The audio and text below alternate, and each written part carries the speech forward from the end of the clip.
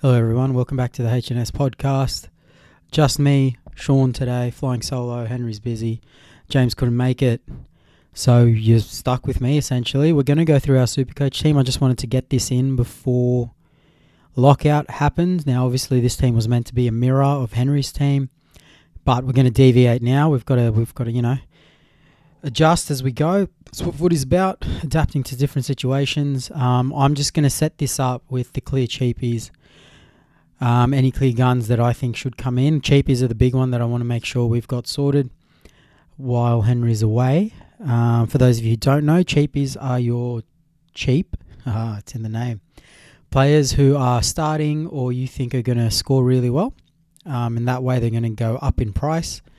And then once they've gone up in price to their maximum, or what you think would be their maximum, you then trade them in for somebody who's a little bit more expensive, or maybe another cheapie to clear up money to then trade somebody else who's more expensive to a gun who's going to get you more points, because that's the aim of the game, right? So we're trading out Fainu.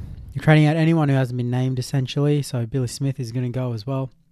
We're going to keep any guns that Henry's kept that is named, but with Mitch Moses being out, we're going to get rid of him as well.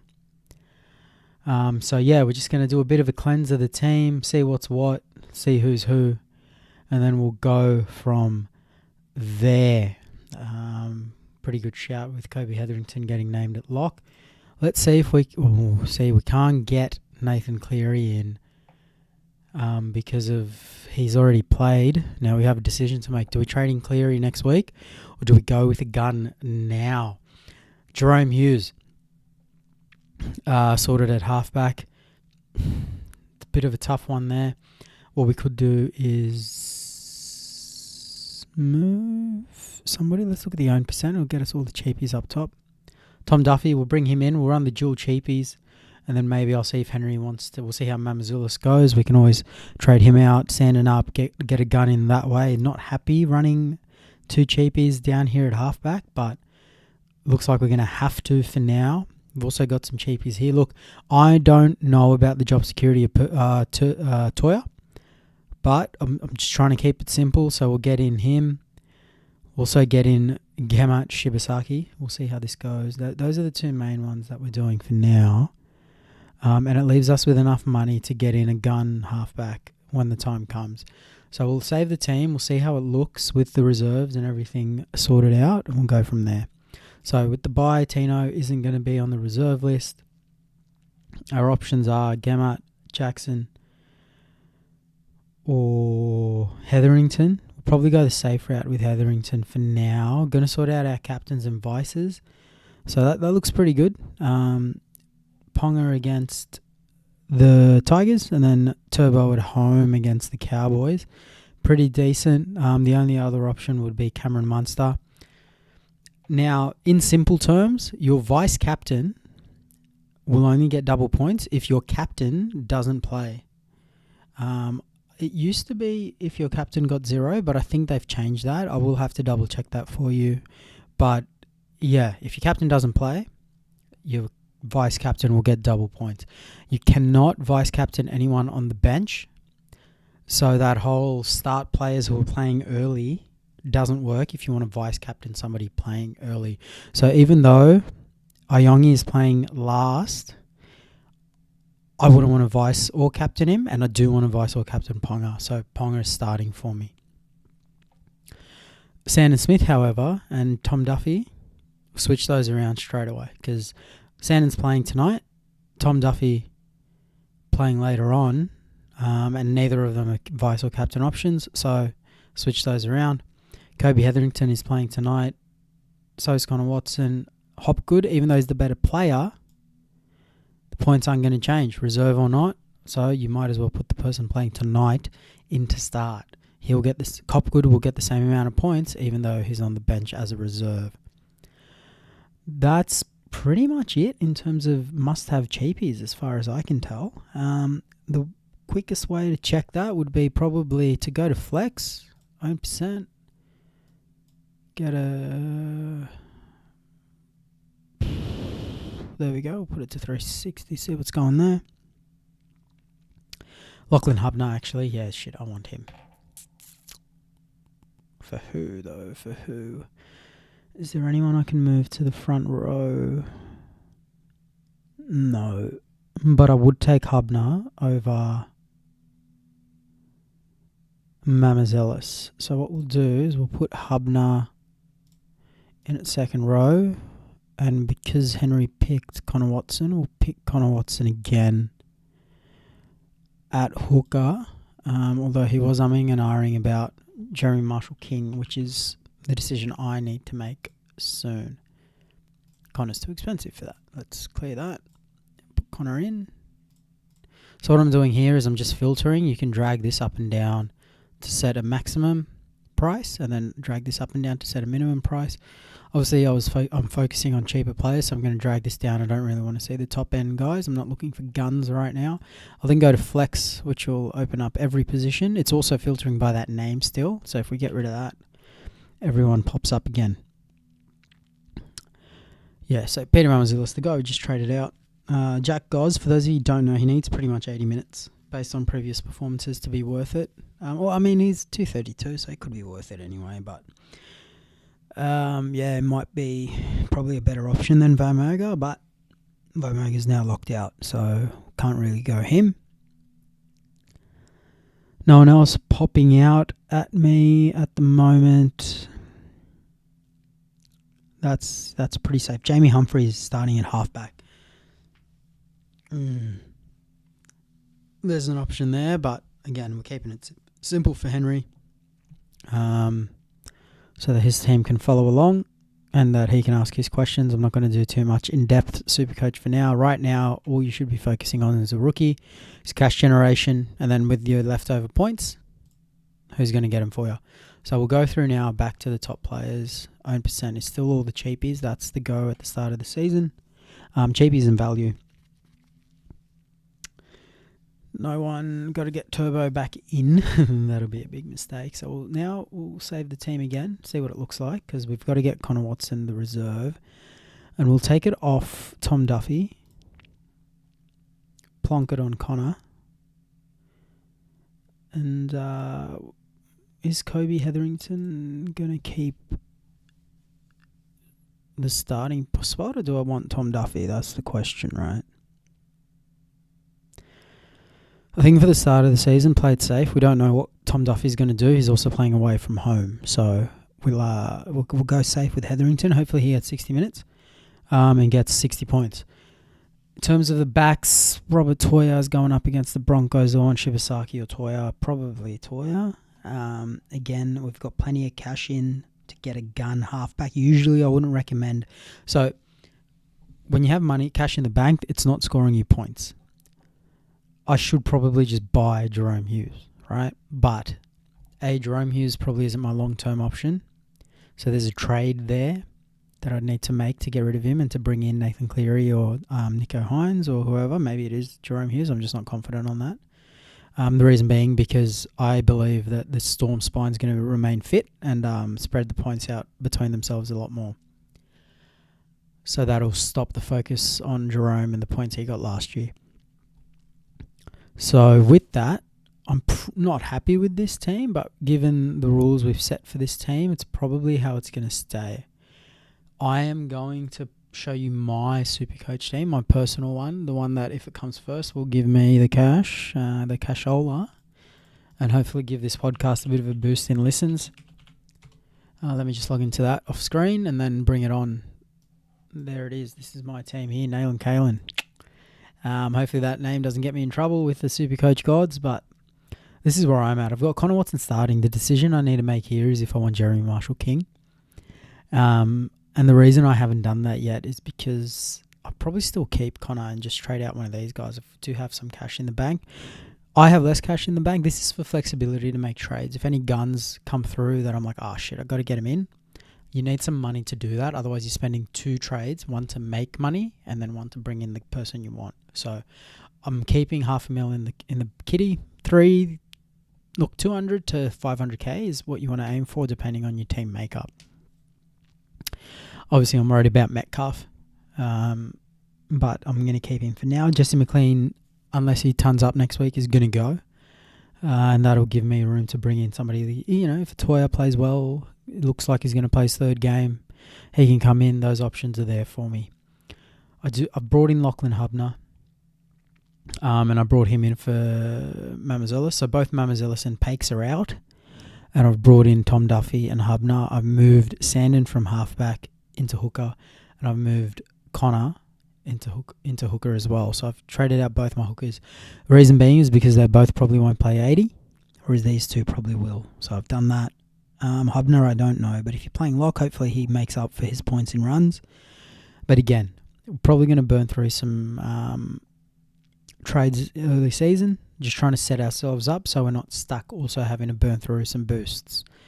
The person I'm least confident in is Royce Hunt. If there was a way to get him out, I would, and that way would have been Aaron Clark to prop, and then bringing in a hooker, moving Connor Watson back down, using his dual position back down here.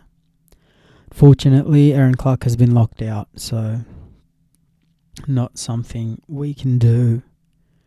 Ty Monroe, I don't know how confident I am on him, but I've got him there for now. Let's look at my options there for hooker. For centre wing. Garrick, I could bring him in. Adam Dewey has been... I swear to... I think 15% of this is down to NRL physio and the Magic Sponge just stroking Dewey. But, not knocking it. Just I don't think he's the best Supercoach option. I'm pretty sure Brian won't be going for Dewey in his classic team either. Jermaine Azarko. Crichton's pretty cheap, although he is more of a on-field gun, not a Supercoach gun. Jarrell Skelton, geez, that's expensive. Look, there's not much where I'm like, yep, I want him. Campbell Graham, Campbell Graham's 505. Ty Monroe is 100k less. Let's have a look. That is juicy. And they'll be going up against a battered Dolphins team because the two players are staying home, but they're still a pretty strong team. You've got them both on the same age as well. Interesting. Supercoach stats.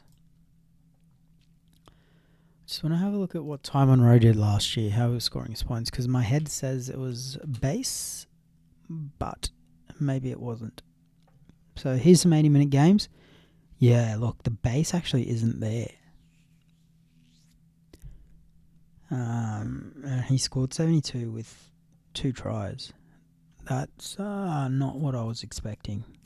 It might be worth getting Campbell Graham in, even though he's coming back from injury. It could be the option there. Yeah, I'm less high on Ty Monroe now. Although he looked really good in the Indigenous game, so that's something to think about. Could stash AJ for next week. Very close in price there. Really close in price. Wow. Yeah, should I do that? AJ probably playing 5'8". 5'8s don't really score that well. But it's AJ Brimson, so you never know.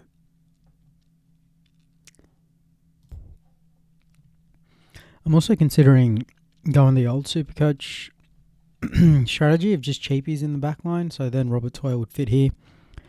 Would buff out my cash so I can go Royce Hunt out, Aaron Clark up, Connor Watson down, and bring in Jeremy Marshall-King. So yeah, a lot of deliberations that need to happen. Tonight, who's playing tonight? So the Roosters and Broncos. I've got to get my Roosters and Broncos sorted now. That means Hetherington, Connor Watson, Robert Toya. Yeah, so this decision does need to be made fairly soon. I could go Gamat instead of Robert. Gamat's probably got more job security. But is he in a better team? Is he in a worse team? Something to look at. What's the draw look like as well? So he's away from Brisbane for 2 weeks. It's not great, but these two will drop out. of his rolling average, which we'll talk about when we have Henry back on board, and we'll explain break-evens and how price changes really work and all that sort of stuff. In layman's terms, it's a 3-week cycle, which is why the first price change will be after this game, because then you have 3 games. And then after that change, 1, 2, 3, so this will drop out. We'll explain it a bit better later. But then is it home? Then is it Brisbane again? Brisbane again. Yeah, what are the oppositions like? Tough, easy, medium, just because it's always tight. Yeah, I don't know who to go. I have no idea. And if I was to go again, it'd probably be Campbell Graham, which will then leave me with about 370k, so I can still make that other trade there. Yeah, not too sure what to do. I've had a think. I just paused the recording. My strategy going into the start of this season was make sure I get points from my backs. There weren't too many guns that looked out at me, so I got McLean and Howarth as mid-rangers, as well as Marzu, who I think is going to go really well. I think I'm going to stick to that strategy. I think I'm going to bank Ruben Garrick. He's got a good starting draw, mostly at home. He's away in round 2 to the Warriors, but they're coming off Vegas. So I think I'm going to get Ruben Garrick. It leaves me with 190. It also means that if he flops, I can trade him out and make him and clear a bunch of money as well. Now, what does this mean for future planning in my team? Because that's really important. It means, well, if I want to get in Rob Toyer, I'm going to be trading down somebody. The other option is Gemat Shibasaki. Now, Jesse Arthur's played most games last year and not much has changed except Madge Maguire. So I'm going to hope Madge Maguire puts some effort into Jesse and Jesse gets his base stats up. That's where I think the improvement's going to come from. Jackson, cheap, backline player. I've already spoken about how I think Jack's going to go a lot better this year and he's a good mid-range option. McLean might need a downgrade. So I've got Shibasaki, I've got Toya as options there. So I think that's okay. I think I don't need to trade out anyone and getting in Toya or Shibasaki right now. You then look at the forwards. I probably want to get in. Look, Jerry Marshall King is somebody I'm eyeing off. There was a second rower who I was eyeing off that I've forgotten the name of right now. But Aaron Clark moving up, Royce Hunt out. Tighter on money. If I could free up a little bit of cash right now, I would prefer to do that. Kobe Hetherington, Aaron Clark out, Kobe Hetherington in could be an option to do that next week. For now, though, there's no real this would be the only 2 trades that I could make that clear up some cash, right? And then bring in Toya and then Shibasaki, and all of a sudden I've got 370k. I actually think it's worth it. At the very least doing this. Because if Arthur's kills it, I can bring him in. But what's the difference between Jesse and Gemat, really? Right, Arthur's you think should have the runs, but being on the wing, but last year he didn't do it, and I'm hoping that Madge brings it out of him, but I'm not sure. And at the Tigers, their wingers weren't known for doing that either. And well, I believe in the player that Jesse Arthur is. I think he's a first grader. I think he's a good option on the wing for the Broncos. I'm not as confident. And if he flops, it's harder to justify that price. Whereas if Gamat flops and I need to just leave him in my team, I can, especially with the flex that's coming around. The bigger thing, though, is it gives me 300k instead of 200k to play with. And that could come in really important when I'm upgrading other players. So I think I'm going to do that. Not happy with it. I wish we had team lists before certain teams are locked out already, but it's fair for everyone. Everyone has to play like this, so it's not the biggest deal in the world. That looks a lot better, having those two next to each other. And break even at just 69 as well. It's not too high. Watch him get 10 now. And that break even won't matter for a while, but it's just good to know around what does he need to score for it to happen, right? Look, future trades, McLean out for Jesse Arthur's probably a decent shout. Roberts Way is another option,